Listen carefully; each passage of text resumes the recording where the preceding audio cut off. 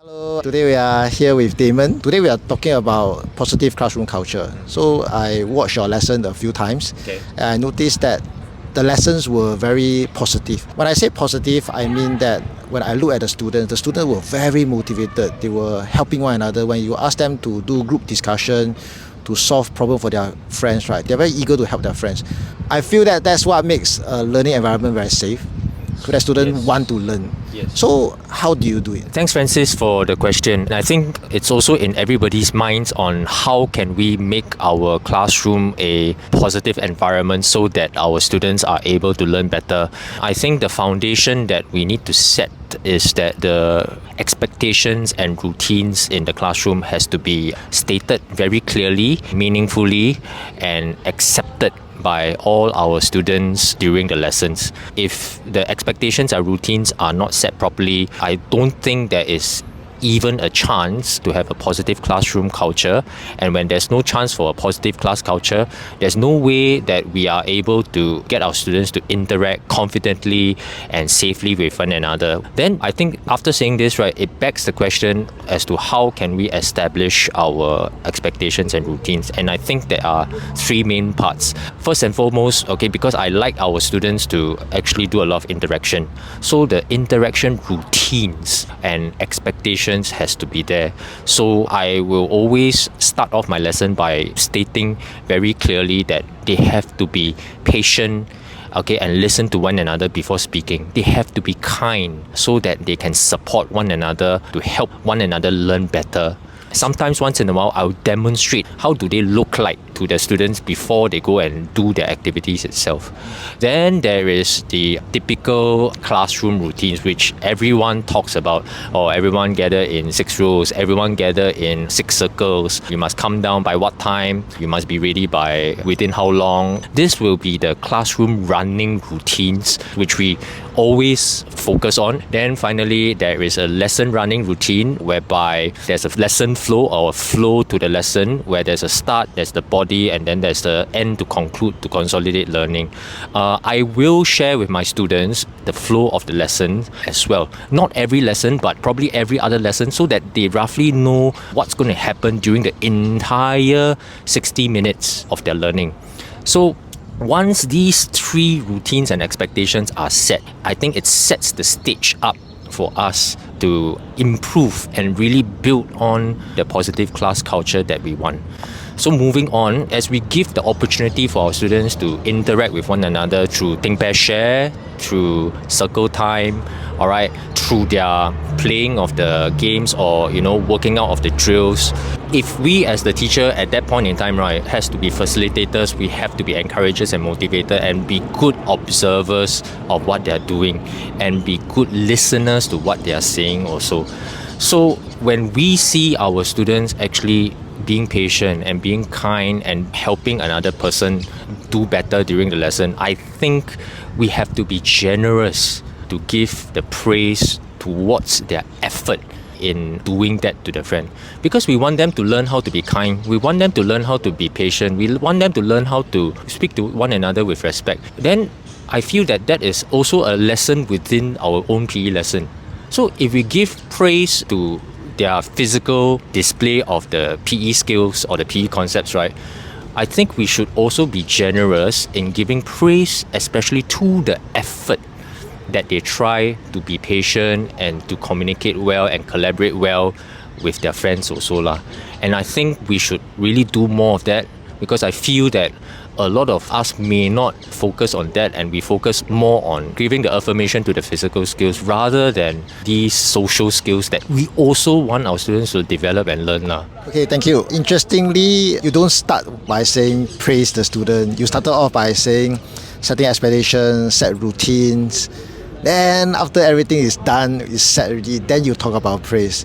So I remember when we first heard about positive classroom culture, we kind of think that positive classroom culture means the teacher must don't scold, or teacher don't be so fierce, or teacher say nice things to the student. It's all about that. If we have teach long enough, we will know this kind of thing does not really work so well. I remember when I was a beginning teacher, right, I want to be a friendly teacher. I want to be a nice teacher. So I talk nicely to the student. Then the student think that I'm a nice teacher. For example, the students don't like to play football. Then they see this teacher very nice. So then they ask, teacher, can let us play badminton? We don't like to play football.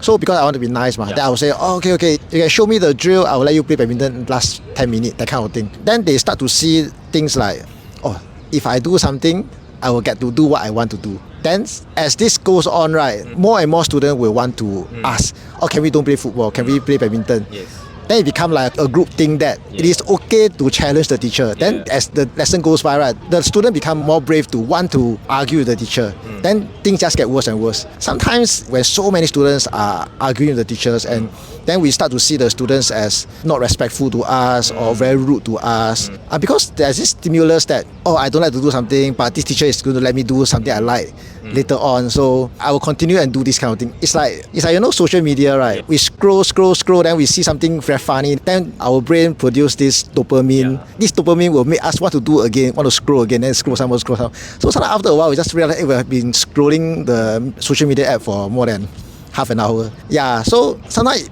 the student's bad habit or the negative behavior is caused because there was no routine. So when you talk about routine expectation, like what time must gather, or when I talk nobody is talking, so that kind of environment, right, it makes them feel like, oh, this teacher is firm, and because there's no stimulus to make them respond negatively lah. Yes. They won't do anything negative. They won't even question the teacher. They won't even argue with the teacher to begin with. Nothing will start. So they do they play football. They don't like football, but they still play football. They play football, and then you start to empower them. You start to let them discuss. And then when you let them discuss, right, you also have expectation. Because sometimes when we discuss, right, we're afraid to speak out, and you're afraid our friend judge the way we speak. So because if they judge us and the teacher never do anything right, then I will speak less, because the more I talk, the more people judge me. So I rather don't talk. I don't talk is safe for me. And the teacher never say anything. So okay, I continue to not talk more. Yeah, I'll talk lesser and lesser. Then after a while, we never discuss at all. Then we never learn anything. Correct. Yeah, so when you say about like the interaction routine, the interaction expectation, right, it makes us feel safe. Oh, okay, I know that my friend is not going to argue with me, so I speak a bit more. When I speak a bit more, then this teacher praise the way we talk. I feel good. I feel good, so I speak some more. Then I continue. Then discussion become very rich. Then I will start to enjoy football because I discuss and I have fun with my friends discussion. Then we come up with strategies. That's when we start to love football. Then we stop thinking that we only love some sports, we don't like football. I think the expectation and routine is very important in positive classroom culture. You mentioned very rightfully that having the classroom routines is important, whereby if you want students to gather within 30 seconds, you want students to come down and gather from their classroom within 8 minutes. These are things that are part of the formula that helps create the foundation for positive class culture. Recently, I've also been giving positive affirmation for students who are able to gather within 30 seconds, for classes who are able to gather within 8 to 9 minutes. And I really tell them I really appreciate their effort for coming down on time.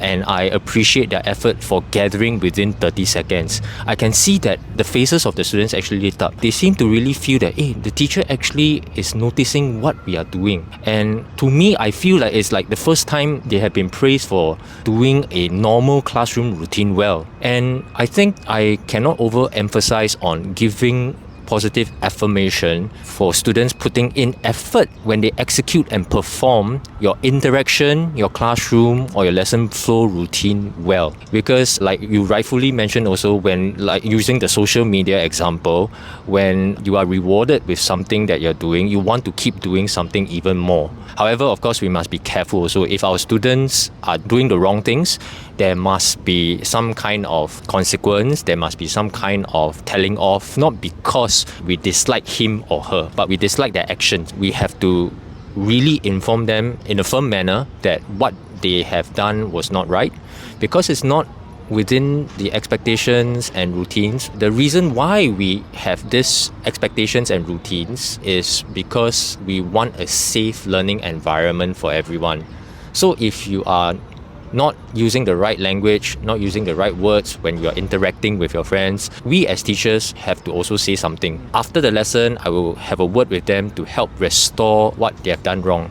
so that they learn from the mistakes. They have to understand that going into any lesson, they have to respect the routines and expectations, because every lesson is supposed to be created for everyone to have a safe, comfortable learning opportunity. Otherwise, the learning impact will not be there for everyone. It doesn't mean that if we are kind, we are caring, we should be always kind and caring towards students who did something that's wrong. That would mean that we are positively reinforcing their negative behavior, which causes a bigger problem in the much longer run, because they will think that negative behavior that's not acceptable within the classroom is actually acceptable. Recently, there's this CNA documentary on those teenagers that drop out of school. There was this part of the video that showed this girl that explained why she dropped out of school. She was a nice girl, but she went to the girls' home. Then after that, I think she had some tattoo on the fingers. Then she went back to school. She wanted to study. After some times,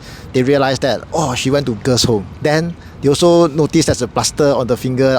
This girl have tattoo. Yeah. This girl is very nice. This girl is not those very defiant, not those who were bully friends one. Then she said every day she entered the class, she felt being judged. People say bad things about her. Then when she could not follow the lessons, nobody helped her because everybody shunned away from her. After a few months, she just left school because it's so stressful.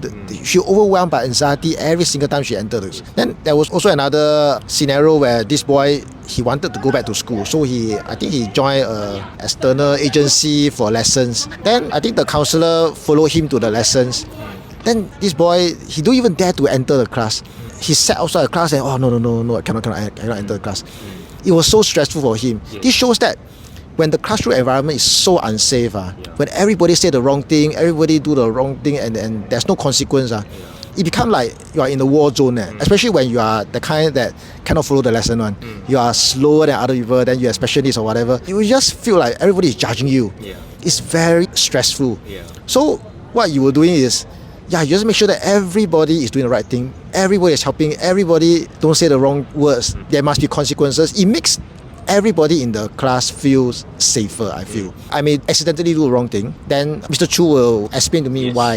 And then the next lesson, when I do the right thing, Mr. Chu will praise me, will affirm me. Then that's why I realized, actually, he just wants us to work well with everybody. I also want my friend to be nice to me also. Every student wants a safe environment. It's just because the environment is not safe, that's why they start to argue back. They start to fight back. They start to have that defense mechanism that I better bully them first before they bully me. I better blame them first before they blame me, that kind of thing. So positive classroom culture is really a positive classroom, not whether we are like say nice things all the time or be kind all the time.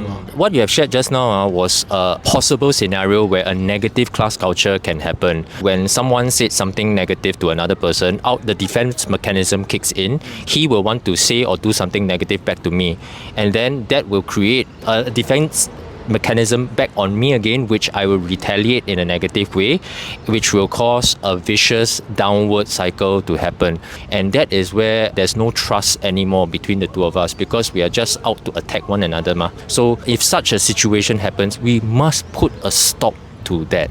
And the tone of our voice, the words that we say, must tell our students firmly that this is not acceptable because of our objectives as a school, as a class. And if we truly believe that students are able to learn through constructing their own knowledge and also helping one another constructing their own knowledge, then all the more important that we must create a positive classroom culture so that the student-to-student interaction, teacher-to-student interaction is there. Ultimately, we hope that the student-to-student interaction can be super positive so that the teacher really can be the one facilitating, encouraging and motivating. But of course, I don't expect all of us to really believe in constructivism and social constructivism, because some of us may think that another way works better. But personally, I feel that that is something that aligns to my personal belief when I first signed up as a teacher, because I want my students to flourish, and I can see that when students help one another and when they have the time and space also to reflect and work on their own understanding and own skills development, right, they flourish better, they learn faster also. Yeah, so I strongly believe that building a positive classroom culture, building trust, building positive communication routines is really important. Okay, thank you so much for the conversation today. Thank you.